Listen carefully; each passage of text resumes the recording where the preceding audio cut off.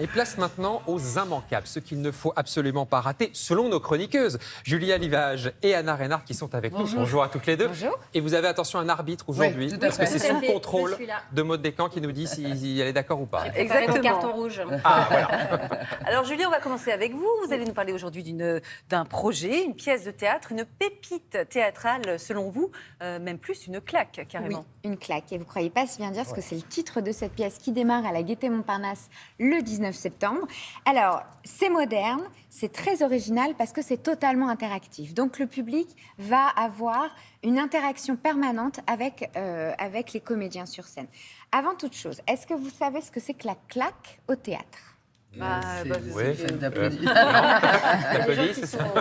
Ceux qui sont payés, non, pour Voilà, c'est venir ça. applaudir. Ils sont En payés. fait, la claque, depuis le XVIe siècle jusqu'au XXe siècle, c'était une sorte de façon, un ensemble de personnes, un groupe, on les appelait les claqueurs, qui étaient là pour se manifester avec des manifestations plus ou moins bruyantes, alors des sifflets, des huées, des applaudissements, pour montrer s'ils aimaient ou s'ils détestaient le spectacle.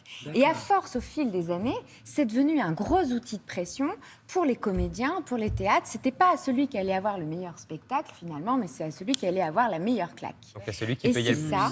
Et donc la claque, c'est évidemment le sujet de cette pièce dont on nous parlait ce matin. Voilà, c'est ça. Alors, je ne sais pas ce que vous en pensez, mais imaginez, en fait, finalement, l'histoire de cette pièce, elle est anecdotique. On a le héros qui est au milieu, qui s'appelle Fred Radix, qui se retrouve sur scène et qui va expliquer au public que sa claque est partie.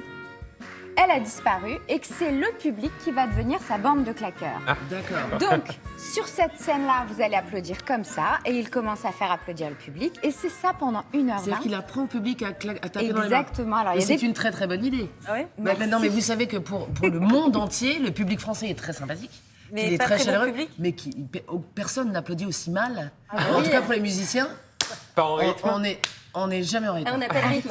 Donc c'est très utile. Donc Tout on le apprend monde au aille le public voir. à être un bon public. Oui, Ça exactement. apprend au public d'être un beau public, mais finalement, ce que dit Anna, c'est peut-être ça. C'est peut-être que la claque fait qu'aujourd'hui, on les a tellement... on leur a appris à claquer d'une certaine manière. Peut-être que ça manquait totalement de Mais spontanéité. dites-moi, Puis Maud, ça- ça vous plaît, vous? Je sais pas, 1h30, j'imagine, de pièces de théâtre. 1h20. 1h20 Faire la claque. à taper des mains, être Moi, interactif j'aime comme bien ça. participer. Je suis assez cliente Au public. de ce genre de spectacle. Mais ce qui est rigolo, c'est que ça n'existe plus. C'est ça aujourd'hui en France, Alors, la en France, claque. non. En Europe, en général... Mais parce que je crois que c'est en Russie, justement, j'avais vu au Bolchoï, le fameux ballet du Bolchoï, il y a encore ce système de claque, justement, qui paye. et qui fait un peu, qui chauffe le théâtre.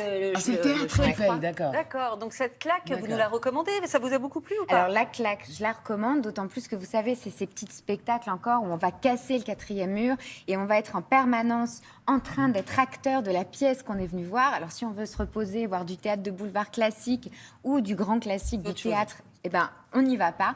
Mais sinon, franchement, Sinon, je le on y conseille va, c'est au fortement. théâtre de la Gaîté, hein, c'est bien ça, les lundis et mardis. Merci, Exactement. Julia. Alors Anna, pour vous, il y a un immanquable de l'automne qui va prendre la forme en fait d'une bande dessinée. Absolument, c'est la meilleure nouvelle de la saison. Ah. C'est le retour des vieux fourneaux. Ah, yes. Antoine, Oui. Émile et Pierrot Pierrot. sont de retour pour le 7e tome de cette série de BD qui a été créée en 2014 et qui cartonne. Hein. Et adapté au 7e. cinéma avec succès, évidemment. Oui, c'est ça, tout à fait, oui. Et ils sont aussi sur les grands écrans. Et alors, 7e, chaud comme le climat cette fois-ci. Ah. Ouais. Ça, je vous préviens, ça va chauffer. Et ce qui est...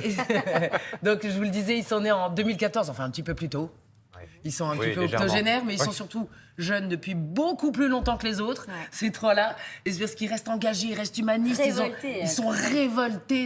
Ils sont merveilleux, on les aime. Et, enfin, Et ça en fait même temps, du ils bien s'engueulent tout le surtout temps. de voir des seniors dans autre chose que EHPAD, Covid. Bah Enfin, oui. voilà, c'est plus joyeux là quand même. Bah, c'est que c'est beaucoup plus joyeux.